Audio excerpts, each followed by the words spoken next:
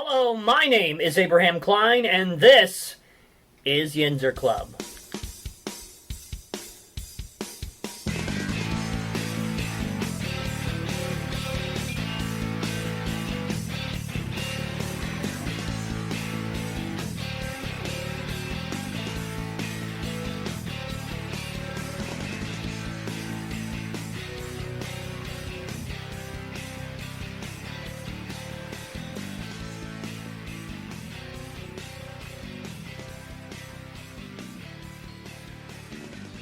Hello, Yinzers. My name is Abraham Klein.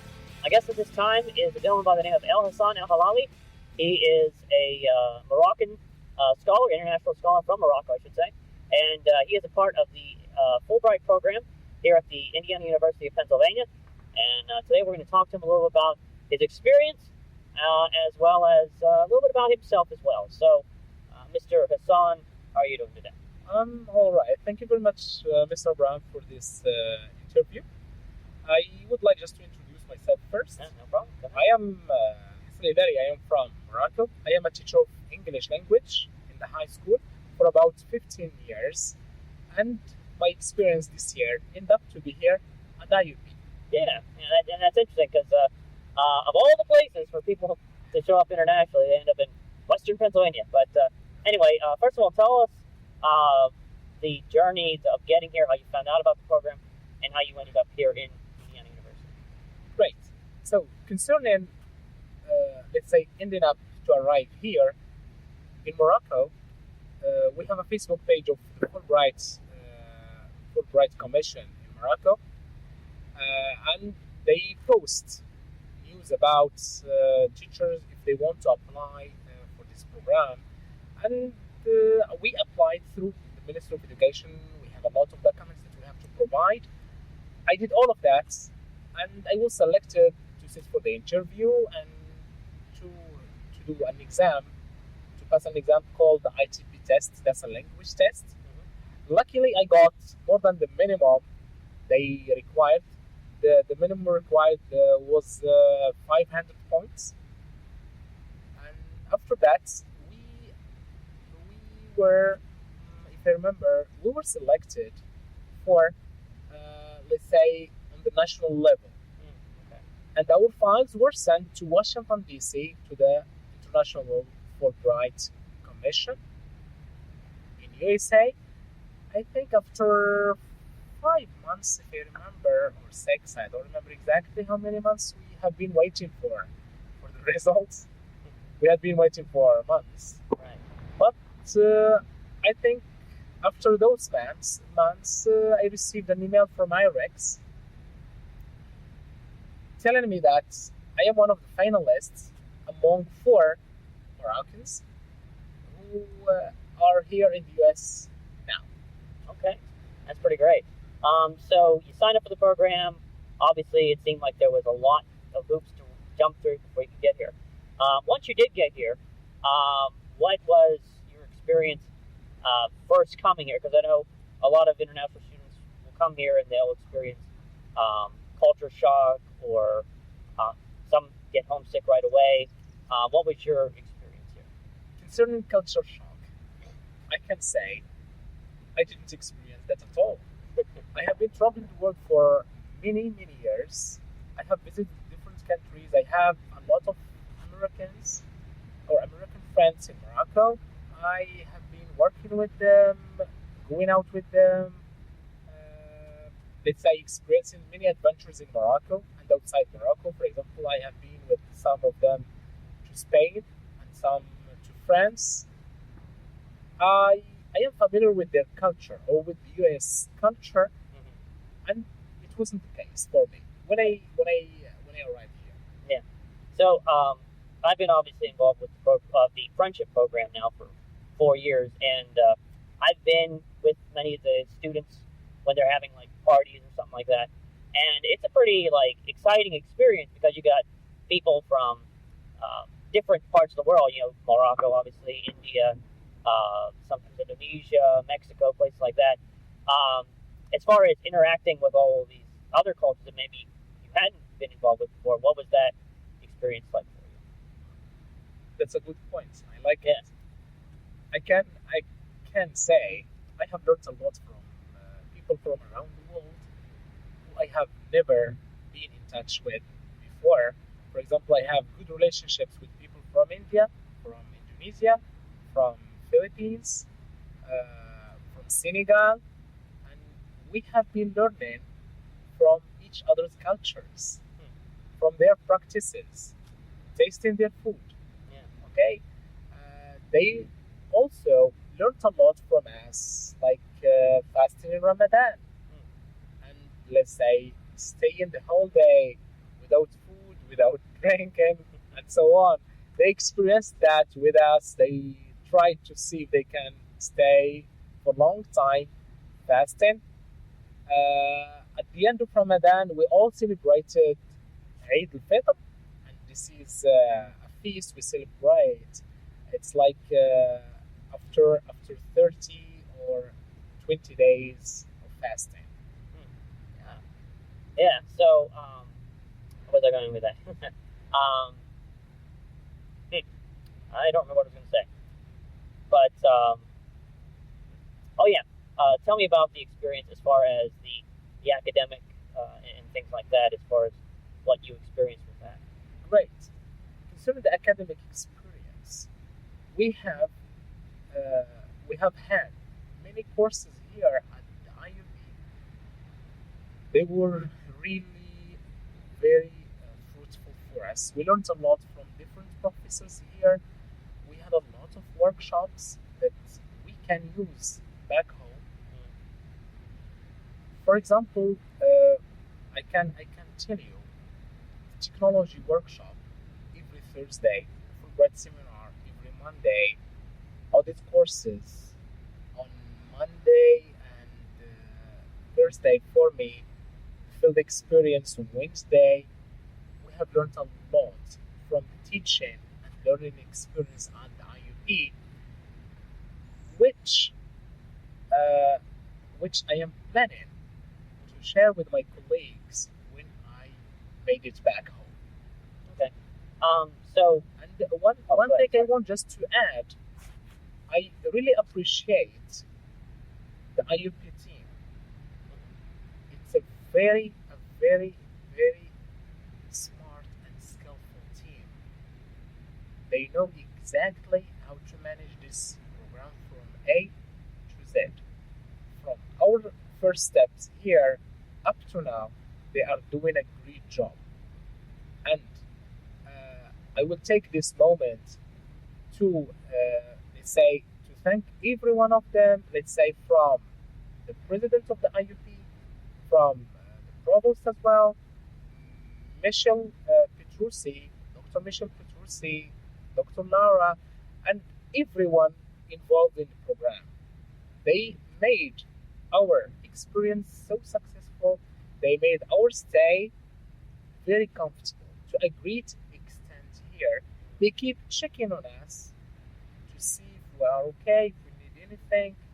I really appreciate everything they have been doing so far. Yeah.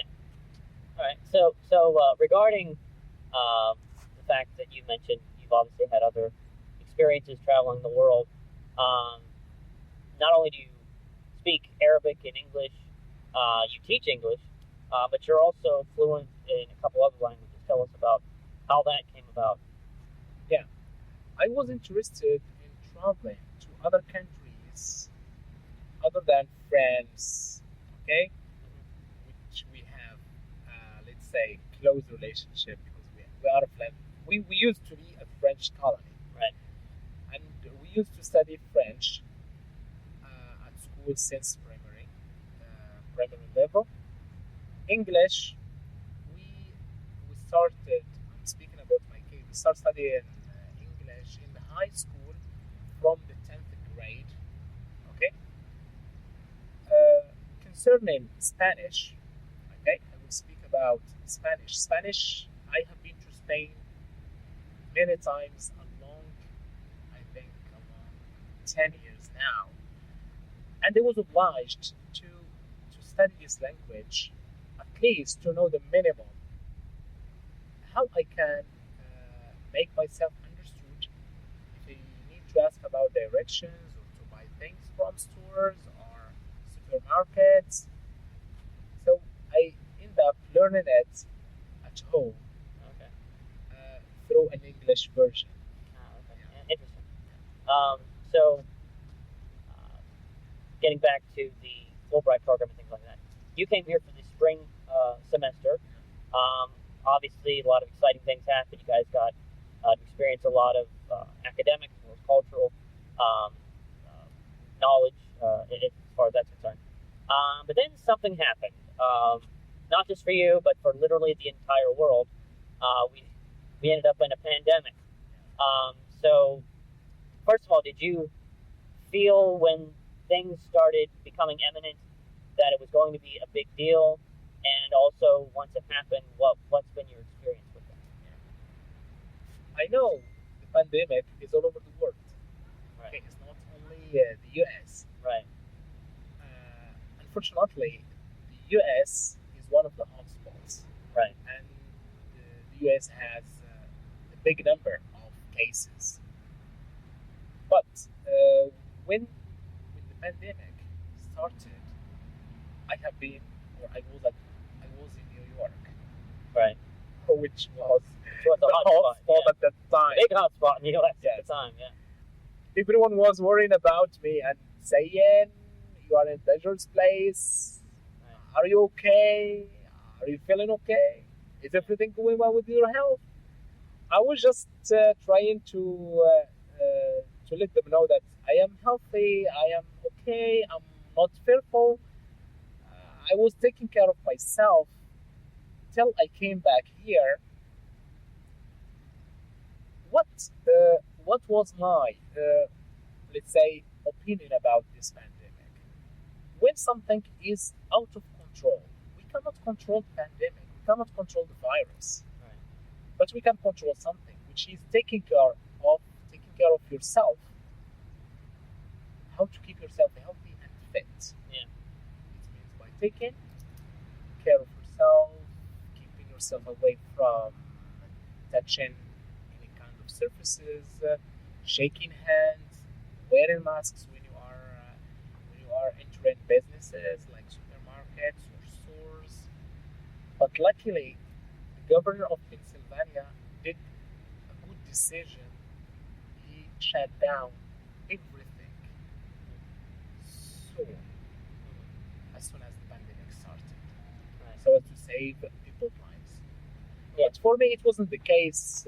Like to find it a very big problem for me or feeling scared. It wasn't the Yeah. case for me. Right. So I know that once you came back and everything started getting closed down, you ended up having to spend a lot of time in your dorm there.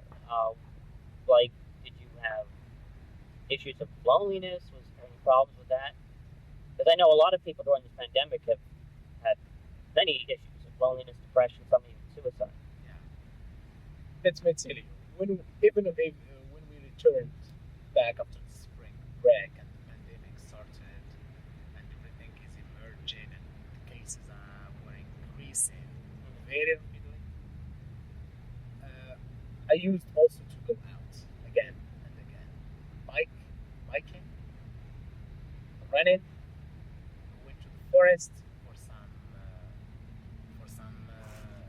let's say practicing sport, if you want to say. I enjoyed bike rides with some colleagues from the university. I didn't give the chance for myself to stay in an enclosed place because what was important for me at that time is just to avoid any act that can put my health into danger or in contact with the virus. That's all. Right. Okay. So obviously we don't know where the virus is going to go as we get closer to the fall and things like that. But we have recently in Pennsylvania come into the green phase, and so since then we've obviously been able to be in more contact with each other, and we've had the ability to go have other experiences, such as going to see an Amish family. What was that experience like for you? Uh, that visit to the Amish family is a great experience because I heard that Amish families don't accept foreigners in their places, but we received a very warm welcome from the Amish family. They showed us every part of their houses, or of their house, because they have different parts, different buildings. It's a big farm. I really appreciate that because I learned how they can live on their own and they can grow their needs. For example, they showed us the vegetables they grow in their farm. They showed us that they made the house themselves, everything, Yeah. and they are still using the gas light. Yeah. Yeah. Yeah. Even the washing machine, they have Mhm. a ringer washing machine. Everything is still traditional for them. They don't use electricity. They don't use, let's say, cars. They have buggies with horses. They have a very traditional fridge.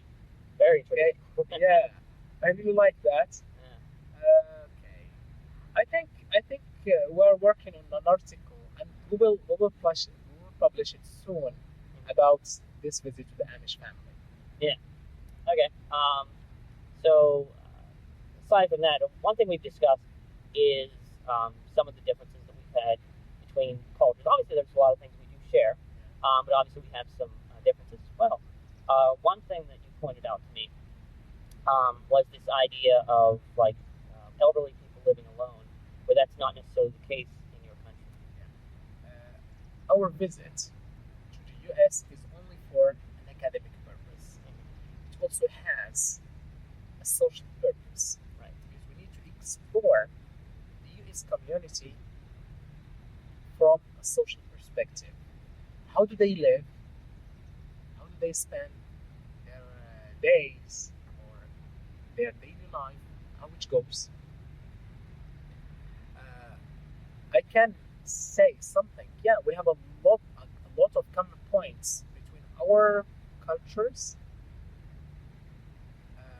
We are coming from a Muslim background, and for example, you are coming from a Christian background, but we agree in respecting each other regardless of the religion you come from. Right. One thing I don't agree with is that we have here an individualistic community. A lot of elderly people are living by their own in their houses, and many of them end up in going into depression and suffering from loneliness to the extent that I feel sorry for this person. A person who's living in an apartment around campus. I was told that he died three days before, until the police discovered that, and they opened the door by force to get his body out of the apartment. No one knows about it for 3 days. Okay?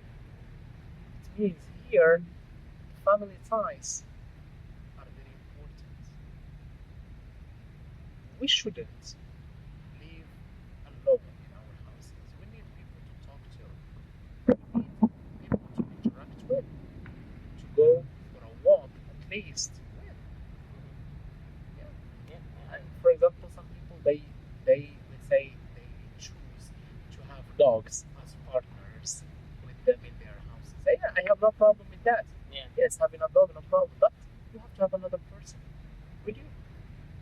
Yeah. I agree. Yeah. So, as far as time here, was there anything that was obviously we already discussed about the elders, people living alone.